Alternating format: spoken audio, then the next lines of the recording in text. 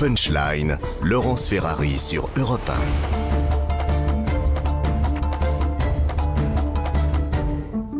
De retour sur le plateau de Punchline, Europe 1 et CNews avec Julien Drey, fondateur du mouvement Réinventé, et Alexandre Devecchio, rédacteur en chef adjoint au Figaro.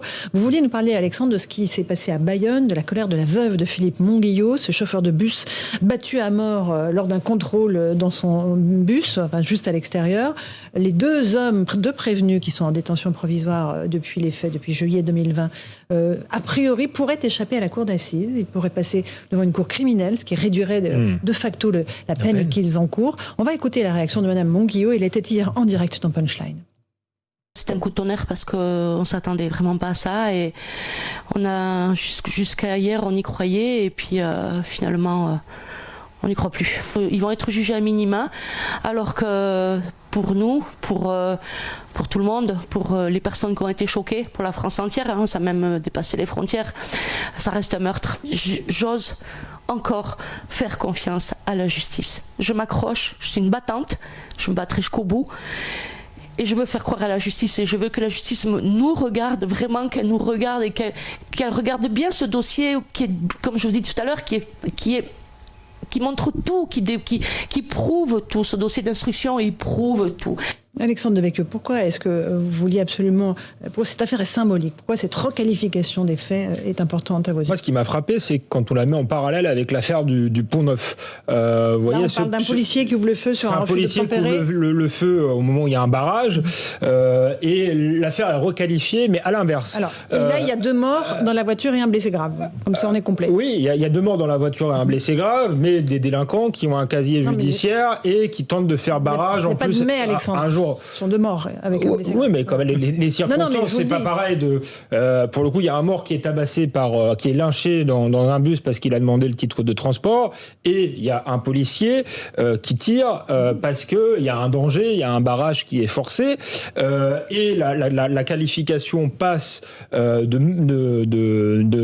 homicide ayant entraîné la mort sans volonté à homicide volontaire. À homicide volontaire. Et là, c'est exactement l'inverse. Donc il y a quelque chose de paradoxal et de choquant, mais je crois que ça dit quelque chose sur le fonctionnement de la justice. Alors on dit beaucoup que c'est pas de la faute, pas seulement l'idéologie des juges, qu'il y a un problème de prison, il y a un problème de volonté politique, certes, mais là c'est quand même une décision des juges qui pose question. Et je pense qu'il y a des choses à revoir. Je pense que les juges sont jaloux de leur indépendance. C'est très bien que la justice soit indépendante, mais l'indépendance ne signifie pas l'irresponsabilité. Et donc je pense qu'il devrait y avoir, à la manière de la police des polices, une forme de justice des juges, que dans ce genre de cas, d'affaires emblématiques, certes... Un IGPN pour les juges, c'est ça. La famille va faire appel, mais il pourrait y avoir une autre autorité qui soit saisie pour voir...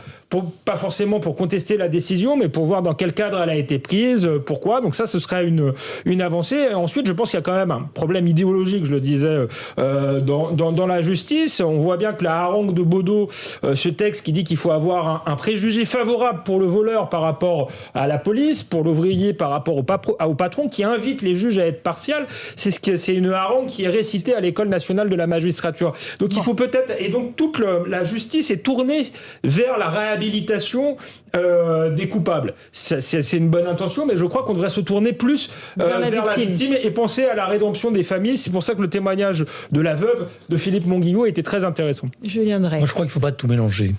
Il faut laisser à chaque affaire sa logique judiciaire. Parce qu'à chaque fois, dire « Ah ben là, vous avez fait ça, donc là, vous devez faire ça », c'est pas comme ça que ça marche.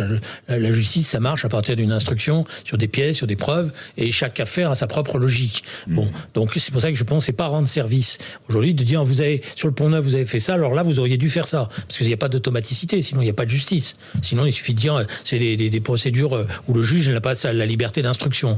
Alors après, attention, il y a une procédure, parce que là, il y a des faits, il y a une demande de requalification, mais en dernière analyse, il y a un procureur de la République qui va donner suite ou qui va pas donner suite. Donc d'un certain point de vue, il y a la possibilité, d'ailleurs la famille le sait, c'est pour ça elle l'a dit très clairement. Elle va le faire. Elle va demander à ce que le procureur de la République ne suive pas les réquisitoires les réquisitions du parquet ou la requalification qui est faite par le juge d'instruction. Voilà. Alors après, j'ai pas les détails. C'est vrai que ça a l'air choquant parce que il y a quand même, dans les 2 cas, il y a quand même mort d'homme et que si on a la possibilité de lyncher quelqu'un et que finalement on s'en sort avec une peine à minima, ça choque. Et c'est vrai que ça donnera le sentiment. Mais c'est ça qui m'ennuie, c'est qu'il y a des juges qui se rendent pas compte qu'en faisant ça, ils portent atteinte à l'institution judiciaire parce qu'ils lui rendent pas service, parce qu'évidemment ils créent le doute sur ce qui se passe. Et puis après, évidemment, il y a tous les discours sur le thème vous êtes politisé, etc. Oui. Je suis pas sûr que le syndicat de la magistrature soit aussi fort et aussi puissant, vous voulez bien le dire, à l'intérieur de l'institution judiciaire. Bon, il y a le syndicat de la magistrature, mais c'est 20% quand même, donc ça compte. Et il y a ce on apprend à l'école nationale de la magistrature. Il y a aussi le fait, je trouve, qui est très symbolique. Donc elle va être correctionnalisée cette affaire, c'est-à-dire que elle risque d'être correctionnalisée, d'accord.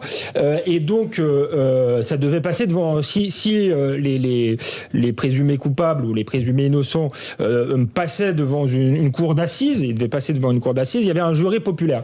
Là, si ça devient du correctionnel, non seulement la peine est moindre, c'est 20 ans de prison maximum, mais il n'y a pas de jury populaire. Donc il y a aussi le sentiment que certains juges se méfient finalement du peuple, que le peuple serait populiste. Je trouve que c'est une affaire qui a déclenché une forte émotion populaire. Et donc du coup, on la soustrait à la justice populaire. Mais la justice populaire, c'est aussi la démocratie. Donc je trouve ça symboliquement très intéressant. On peut avoir le jugement inverse. C'est qu'on peut avoir un magistrat qui se dit, vu que l'instruction est problématique et que j'y arrive pas, si j'envoie ça devant un jury populaire, on risque de se retrouver dans une situation où ces gens-là seront relaxés, où la peine ne sera pas prise en considération. Moi, ce qui m'intéresse dans ces cas-là, c'est que les juges parlent. Et c'est ça le problème qu'on a dans l'institution judiciaire, c'est que les juges ne parlent jamais. Donc ils ne disent jamais ce qu'ils font et pourquoi ils le font. D'où l'idée d'une forme d'autorité qui est quelque chose de public sur les décisions qui parfois sont rendues. Mais normalement, celui qui doit parler, c'est le procureur de la République. Voilà. Que le juge ne parle pas, oui, mais le procureur, il doit venir et dire, voilà, le juge m'a demandé ça, il a fait ça pour ça, et voilà pourquoi moi je suis ou je suis pas. Et ensuite, il y a quand même un problème de politique et de politique pénale. Je dirais de politique en général, parce que si on correctionnalise aussi beaucoup d'affaires, il y a beaucoup de viols qui passent en correctionnel, c'est parce que la justice, effectivement, là je pense que c'est pas le cas vu le caractère emblématique de l'affaire, mais manque de moyens pour travailler et que ça va plus vite en correctionnel. Justement, il faut pas réunir de jury populaire. Donc ça, il faut régler ça. Et je disais un problème de politique pénale parce que les peines... alors, dans les petits délits, il y a le problème qu'elles ne sont pas appliquées. Et dans les affaires de meurtre, je trouve que les peines sont trop faibles parce qu'il y a un système de réduction de peine automatique. Il y avait une autre affaire à Nancy d'une femme violée sous un couteau. L'auteur était meurtrier. Il avait été meurtrier. Il avait tué sa victime à 77 coups de couteau. C'était une femme de presque 80 ans. Et il avait été condamné à 20 ans de prison, ce qui était déjà pas beaucoup. Avec les réductions de peine automatiques, il était en liberté au bout de 10 ans. Donc là aussi, il y a des choses à revoir. Ça veut dire que si vraiment ils vont pas aux assises, ceux qui ont lynché Philippe Monguillot, même s'ils font 20 ans maximum, s'ils ont la peine maximale, ils risquent de sortir au bout de 10 ans. Je crois pas que ce soit normal. Moi, juste pour continuer. Julien, un dernier mot après on avance. Ça a été corrigé. Il y a plus automaticité dans la réduction des peines. Il y a une instance qui se réunit, qui évalue. Donc c'est pas vrai que il y a les deux. Il y a la réduction automatique plus. Mais l'automaticité des peines, l'automaticité, elle joue en disant qu'on donne la possibilité de. Mais c'est pas mécanique et automatique, c'est pas vrai. Il y a une partie de mécanique qui se joue. Par année. Plus maintenant, ça a été corrigé par. Ça a été justement. Vous regarderez, mais justement, ça a été corrigé par M. Dupond-Moretti. Après, moi, je pense que symboliquement, les peines doivent être exécutées et dire aux gens, finalement, si vous vous comportez bien, la peine sera moins lourde. Même symboliquement, c'est bizarre. Si vous voulez, moi, je me comporte bien. Dans la vie, se comporter bien, c'est la situation normale. Donc, quand il y a une peine, il faut qu'elle soit exécutée. C'est la crédibilité de la justice.